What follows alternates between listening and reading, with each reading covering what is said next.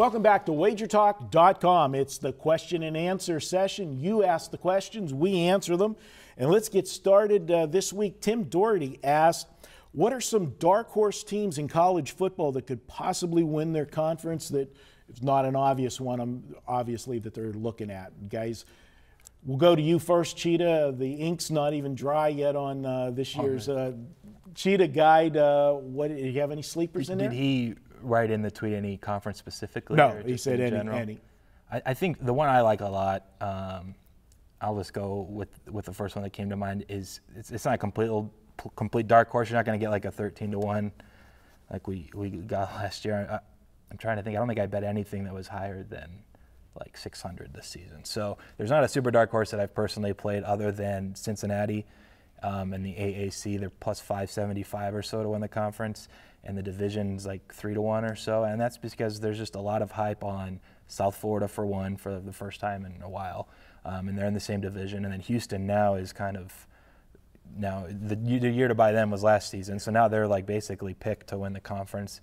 And then you have teams like Memphis and Navy and Temple who all are probably going to take a step back, but they were so good last year. I think you just kind of have that inherent value of just when you're lining those teams that guys see the numbers and they'll bet on those or something. And so Cincinnati, I think, is just being overlooked in general.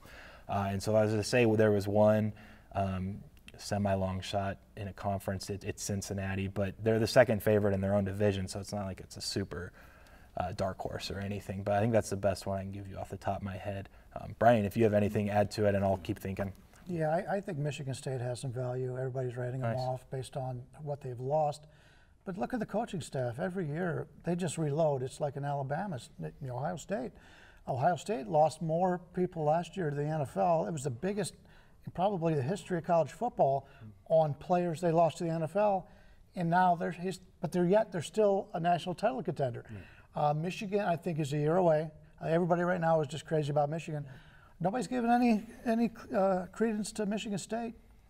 I think they're one of those teams too that a lot of their bigger games come later in the year, where the team has a chance to mature, fill in those spots. And we talk about it all the time. The big name programs, they don't rebuild, they reload. And that coaching staff's been in place now, and they get the recruits now. Obviously, with Harbaugh coming into Michigan, it's going to take some of the recruits away in that battle between Michigan and Michigan State. But they're still loaded, and I agree with you. I think they are a team going into the season that is undervalued a little bit too much. Last year, I think they were overvalued. This year, I think it's gone the other direction. I did think of one more. All right. Virginia Tech in the ACC. They're a team with Fuente going over there after Memphis. I don't think they're going to really have a drop in Beamer after losing Frank Beamer. I think, if anything, it'll be refreshing for the team. They bring back a ton. They're going to have a quarterback that transferred from a junior college, so they'll actually have a quarterback this season. And I think the defense will only get better. They kind of just last season weren't themselves. And they're basically 5-1 to win their division, 19-1 to win the ACC. Miami's getting all the hype from Phil Steele and other people. North Carolina now is already, because of last season, who they are. And then you have Clemson and Florida State, and Louisville's getting a ton of hype. I think Virginia Tech's overlooked, and if you want to say a 6th or 7th favorite in a conference as dark horse, 19-1 I think is the number that I saw most recently there, and I think that's worth some money. All right. Next one is Canadian Capper wants to know, and this one's directed to you, Cheetah. Explain what you mean about closing line sometimes being off, and how often, by how much, and how do you really know that? Yeah, I think this question was because of a conversation I had last week with some other people that turned into an argument, which there was really no point of arguing. It was essentially, I have an opinion and they had a different opinion. But it went on. And anyways, the particular game was a Orioles-Indians game. Gosman was favored by, I think they were lined minus 119, minus 120 at home. And it opened a little more expensive, and Cleveland got some money. And my personal model made it minus 168. And I checked with a few other people that are modeling, that are betting MLB for a living. Essentially, they're not touts. They don't even sell their picks. They do very well, and every model had it even more expensive than mine. They were in the 170s that I have access to. So it was like 50 cents off. I actually jumped back in. I hadn't made an MLB play for clients in like a month and a half, and I put it up on the site because I was like the biggest edge I had seen all year. It moved up, and it closed about minus 138, 140. and I still thought it closed super short, and it just moved right towards the end before first pitch. And it's probably because the lineups got announced, and I think there was a rumor they were going to maybe rest some starters. But I made the comment that I thought it had closed 30 cents short, and people ask, well, that's your perceived number, which is true. That's what I believe it is. But when I'm looking at a model that told me it was like 3.5 weeks straight that every Orioles game that I modeled was the correct price, and every Indians game I had modeled up until like a month before, I think I actually bought and played the Indians a few times. But for almost a full month, I never played an Indians or Orioles game. And then one day it's like, hey, this game's 50 cents off. I'm going to trust the model that was essentially what the market closing price was saying was right for so long, and I'm going to believe that I'm right, and I'm going to bet accordingly. Doesn't mean in one game sample that it's ever 100% right. Luckily, it won pretty easily, and we won the bet.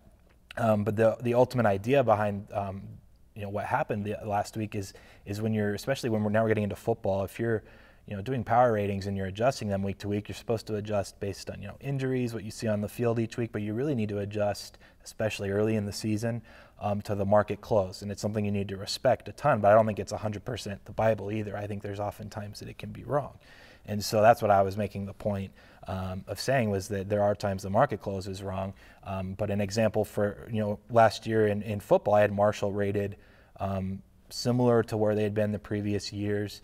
And they were playing Purdue in week 1, and it closed like a full 7 points off my number. And I knew, all right, it's week 1, everyone else out there that's betting into this knows a lot more than just me. So I'm going to make an adjustment on Marshall pretty drastically from the get-go, because I was 7 points off on this close. There was no other number that I was that far off on. Everything else was within a field goal.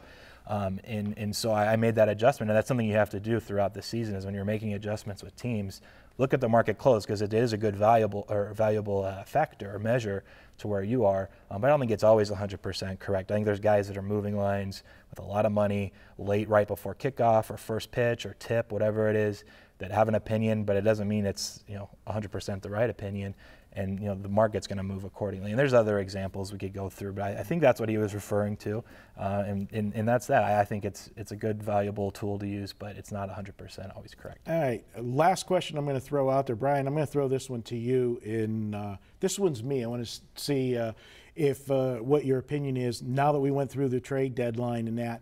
Is there any team right now that is not currently in first place that you would give a nod to in baseball, that you think there might be some value in, that could make the run to make the playoffs? I think the Houston Astros are one of those teams that as the season goes on, it's funny because they've been stocked the last few years with so much talent in the minors, and you can't wait for these guys to get called up. And when they call them up, Bregman's hitting 0-38. I have them in like 2 fantasy leagues. I don't want to talk about it. Every single one of their star guys they brought up, even Correa's not to that point now, but he's a good player. But it just tells you that they're so good, they're winning with guys playing down right now. Once it all comes together for this team, they've got a lot of talent. They made a big run right after the All-Star break, and they were, what'd they cut it to, like 2.5 to Texas? Which it was like 9-10 game lead, not that long ago. Now it's back, I think, to 5.5. My sleeper, they're not gonna take over Washington, but this Miami team is a team that I think is undervalued. And they got a good shot at getting into the wild card. And if they get into the wild card, we've seen it. It's a one-game coin flip. Jose Fernandez. Yeah, it's going to be, look the last 2 years in the National League. Baumgartner got the Giants in against the Pirates 2 years ago in a one-game play-in. You had Jake Arrieta that had, a season of the ages last year in a one-game play-in, gets the Cubs in. You could have the same thing with Jose Fernandez with Miami, and then you move on and you get into the normal series. Anything can happen. I think there's some value with them. That's my. Stanton's not having a good year, and they just got the second baseman back, who was D. Gordon's suspension. Who was a great hitter last year, and he just got tons of speed. Yeah, they're a team you want to look to back. All right, guys, good stuff. We'll be back with more here. The question and answers, you guys, thank you every week. Send those questions in. We're going to be getting close to football. I know you guys will have some specific stuff, and you'll be actually asking about some specific games probably as we move closer to the regular season. Don't forget, every weekend, $69 at Wager Talk. Pick your favorite capper, get all their plays. Thursday through Monday, just $69. We'll be back with more here at wagertalk.com.